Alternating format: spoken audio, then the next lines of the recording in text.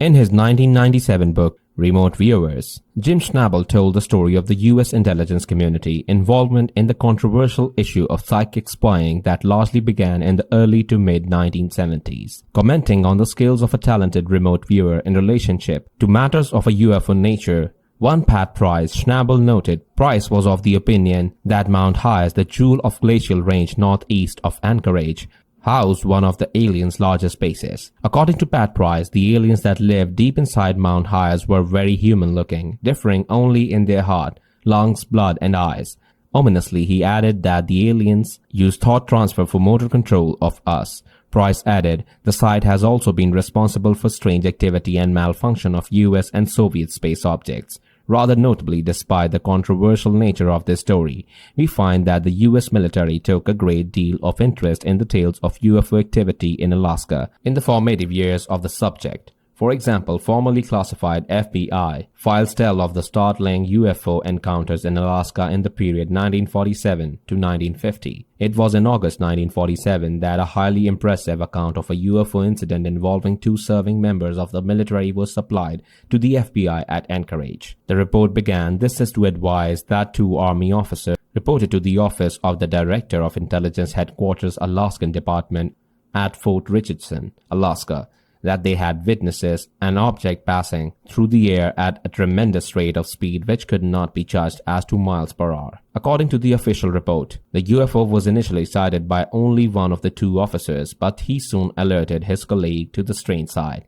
The object appeared to be shaped like a sphere and did not give the impression of being saucer-like or comparable to a disc. The first officer stated that it would be impossible to give minute details concerning the object, but that it appeared to be approximately 2 or 3 feet in diameter and did not leave any vapor trail in the sky. Experienced officer that he was in his first attempt to gauge the altitude of the object, and from a comparison with cloud formations in the area, he determined that whatever the nature of the mystery sphere, it was cruising at a height of more than 10,000 feet, and it should be noted that to be at such a height and still be visible, in all probability the UFO must have exceeded by a margin the initial size estimate of 2 or 3 feet. When questioned, the second officer gave a substantially similar account, the only marked difference being that, in his opinion, he considered the object to have been approximately 10 feet in diameter, and compared it to half the size of a full moon on an ordinary night. This discrepancy in size was apparently due to the fact that the second officer believed the UFO was more likely to have been at a height of 3,000 to 4,000 feet rather than at an altitude of 10,000 feet, as had been suggested by his colleague. The difference of opinion over the altitude and size of the object may or may not have been significant. The important factor, however,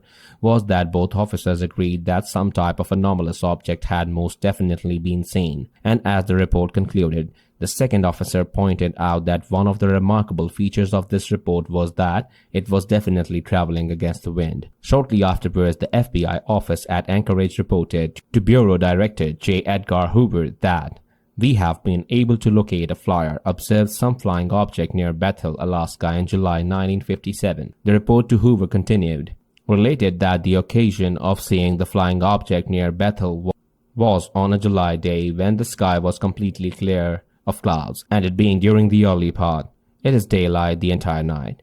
The time of his sighting was about 10 p.m. and the sun had just dropped beyond the horizon. Flying weather was extremely good and he was coming into the Bethel airport with a DC-3. On approaching the airport, the pilot was amazed to see to his left an unidentified craft the size of a C-54 without any fuselage, which seemed to resemble a flying wing.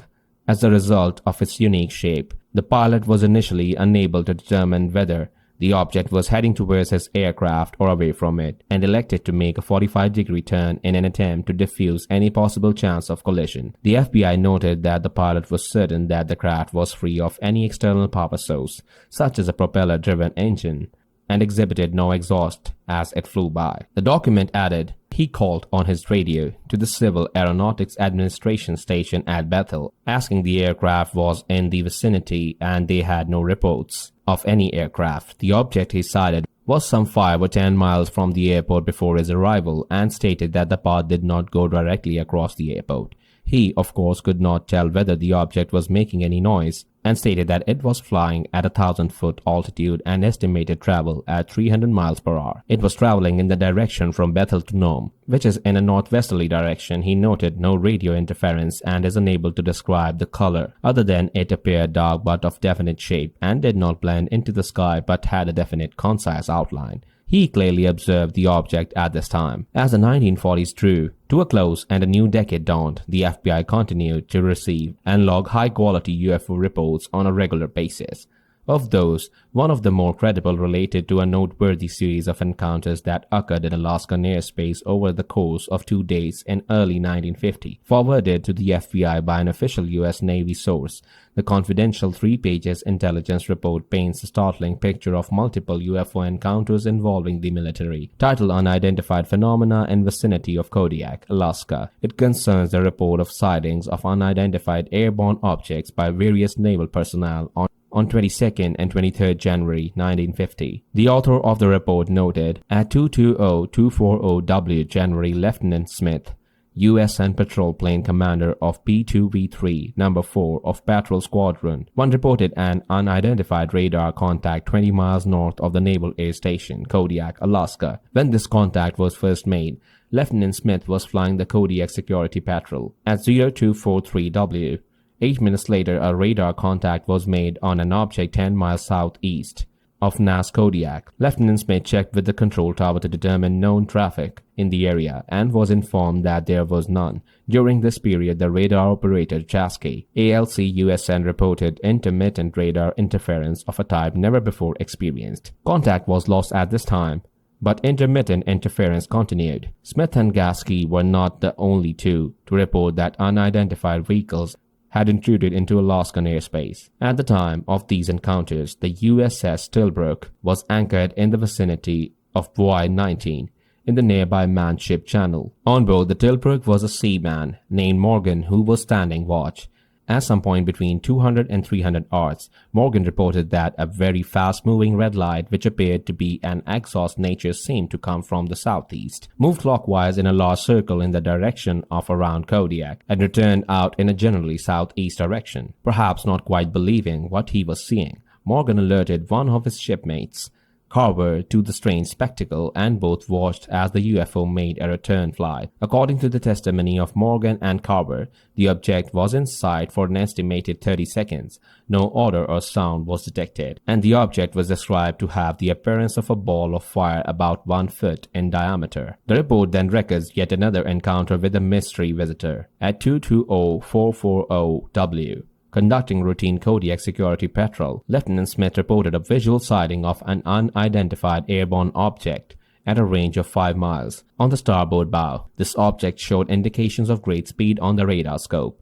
The trailing edge of the blip gave a tail-like indication. Lieutenant Smith quickly advised the rest of the crew of the PV-23 No. 24 that the UFO was made inside, and all was fascinated as the strange vehicle soared overhead at a speed estimated to have been around 1,800 miles per hour. Smith climbed to intercept the UFO and vainly tried to circle it. Needless to say, its high speed and remarkable maneuverability ensured that Smith's actions was futile. However, neither Lieutenant Smith nor his crew was quite prepared for what happened next. Subsequently, the object seemed to be opening the range. The official report reads, and Smith attempted to close the range. The UFO was observed to open out somewhat, then to turn to the left and come up on Smith's quarter. Smith considered this to be a highly threatening gesture and turned out all lights in the aircraft. 4 minutes later, the object disappeared from the view in a southeasterly direction. At 4:35 hours on the following day, Lieutenants Barco and Corser of Patrol Squadron 1 were conducting the Kodiak security patrol when they, too, sighted an unidentified aerial vehicle. At the time of their encounter, the aircraft in which the officers were flying was approximately 62 miles south of Kodiak. For 10 minutes, Barco and Corser, along with the pilot, Captain Paulson, watched stunned as the mysterious object twisted and turned in the Alaskan sky. An assessment of these reports read thus: to Lieutenant Smith and crew, it appeared as 2 orange lights rotating about a common center, like 2 jet aircraft making slow rolls in the tight formation. It had a wide speed range. Number 2, Morgan and Carver. It appeared as a reddish-orange ball of fire, about 1 foot in diameter, traveling at a high rate of speed. Number 3, To Kosser, Barco, and Paulson, it appeared to be a pulsating orange-yellow projectile-shaped flame with regular periods of pulsation on 3 to 5 seconds. Later, as the object increased the range, the pulsations appeared to increase and off 7 to 8 seconds. The final comment on the encounters reads, in a view of the fact that no weather balloons were known to have been released within a reasonable time before the sightings, it appears that the object or objects were not balloons. If not balloons, the objects must be regarded as phenomena, the exact nature of which could not be determined by this office. The meteorite theory for this series of encounters is particularly puzzling. It goes without saying that meteorites do not stay inside for an estimated 30 seconds. Meteorites do not close in on military aircraft in what is deemed to be a highly threatening gesture, and they do not appear as two orange lights rotating about a common center. In other words, it seems safe to conclude that genuinely anomalous phenomena were indeed witnessed by experienced military personnel of Kodiak, Alaska in January 1950. Does any of this prove that there really is an alien base deep within Alaska's Mount Highs, as Pat Price suggested? No, of course not. But in view of all the above, perhaps it's time someone took a closer look at Price's claims. Just in case. With so many conspiracy theories out there, it's hard to keep track of them all. Welcome to What We Know, where we try to uncover the histories and mysteries of the world by presenting all different theories out there, and the only narrative we push is this. Here's what we know. Make up your own. If you enjoy this video and want to see more like it, please consider subscribing to us and hitting the like button. Feel free to write a comment below and suggest which theory you want to see next. If you'd like to further support this channel, please consider joining. Our membership link will be found in the description box below. We appreciate your support, and as always, thanks for watching.